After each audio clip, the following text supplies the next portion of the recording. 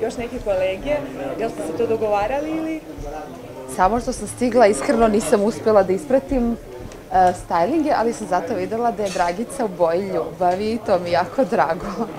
Priziva izgleda sebi nešto. Zašto da ne, i treba. Šta da ti želiš? Ljubav. U stvari, prvenstveno zdravlje, pa onda ljubav.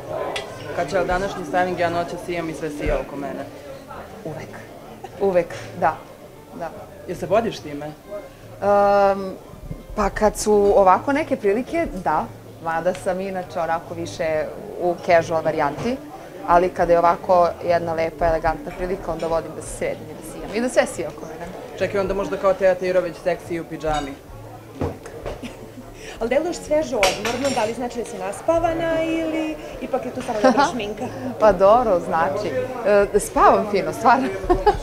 A i šminka je dobra. Da li se slažeš sa Dragica su godine samo broj? Da, naravno. Jel imaš ti neki problem kako se bliže rođendan i kako brojke rastu? Da li te hvata neko razmišljanje ili ti je sve jedno?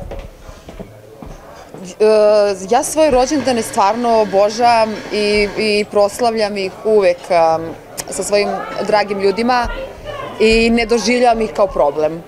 I mislim da što smo stariji, to smo pametniji, iskusniji i ne vidim da je to nešto loše. I lepši. Aha, i lepši, da. Imaš čisto, vidim, izgledaš lepše nego ikad, sijaš, da te promenilo mečinstvo. Mnogo. U kom smislu najviše? Mnogo, u svakom smislu. Pa mislim ne može negativno kada nešto zaista želite onako istinski, kada nešto puno želite i kada vam Bog tako nešto i podari, onda je normalno da se promenite na bolje i da uživate u svemu što majčinstvo pruža. Kaća, ti si nekako tu pesmu, osad kad smo kod majčinstva, tu pesmu si radila sigurno namenjeno samo za tebe, onako da bude, posvetila si je detetu, a sad je ta pesma toliko otišla viralno i svi je stavljaju i kače na TikTok. Jesi očekivala da će to otići tako viralno? Nisam očekivala, zato što sam zaista tu pesmu radila nekako, to možda zvuči sebično, ali isključivo za sebe. Međutim, nisam razmišljala da će se to ljudima toliko dopasti i zaista svima dopala jer je jako emotivna, jako iskrena, lična i baš mi je drago, baš mi je drago zbog toga da mi je čak negde žao zašto album nisam i nazvala po pesmi Anđele moj mali, ali dobro, nema veze. Jesi zadovoljna kako prolazi album generalno i pesma kako se sluša? Jesam, zadovoljna sam. Iskreno tipovala sam neke druge pesme da će biti najpopularniji, međutim, najviše se tu izdvojila pesma Moja pravila, zatim Panika i Anđele moj mali, dok smo tipovali neke druge, ali nema veze. Mislim da mi je album zaista kvalitetan i da sam svakoj pesmi posvetila jako puno i vremena i svega onoga što pesmu čini pravim hitom, tako da mislim da je potrebno još malo da se ispromoviše i da će svaka pesma biti tu gde treba, na mesto na kom zaslužuje da bude. A si isplati izdati album? Da, mislim iz mog ugla, kako se to posmatra, meni je negde žao da objavljam singlove, mislim da ja zaslužujem da objavljujem albume i osjećam se jako lepo i ponosno. Šta drugo da kažem? Evo, kao što si rekla, Moja pravila se baš izdvojila i super je pesma. Jesi li ti bila nekad u situaciji da nekoj devojci kažeš nisam ti ga ukrala? Došla je sam na moja vrata. Ne, ja sa devojkama ne komuniciram.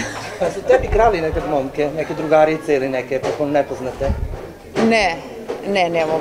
Znači nije bilo? Ne. Ne prepoznaš? Pa ne može, mislim, žao mi je što negde ljudi smatraju da mi pevači bukvalno svaku pesmu koju otpevamo da mora da bude naša biografska. U kojoj svojoj pesmi, ne mora s novog albuma, u kojoj se najviše pronalaziš? Verovatno Anđele moj mali, ali... Definitivno Anđele moj mali. Postoji još neka možda pesma? Ja noća sijam. Ja noća sijam i sve sija oko mene. Mislim, u svakoj pesmi postoji deo mene, ali ne mora da znači da je 100% biografska.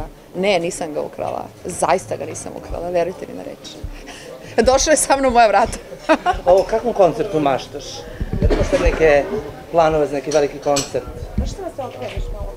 Aha. Hvala ti. Imam, trenutno ne planiram ništa, trenutno radim i nastupam, ali nakon spektakularnog koncerta koje smo moje drage kolege i ja održali u MTS dvorani, mi se negde probudila ta želja da imam svoj prvi solistički koncert Što se tiče koncepcije i svega, ne znam, nisam razmišljala o tome, ali negde osjećam da sam spremna i da bih mogla da napravim nešto tako veliko.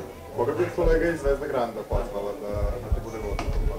Ne mogu da imenujem nikoga zato što ću nekoga da zaboravim 100% i onda ispašće, mislim, nezahvalna. A s obzirom da sam zaista sa dosta svojih kolega dobra i da ih volim, kada dođe vreme za to, znaćete. Hvala ti, Kaća. Hvala vama.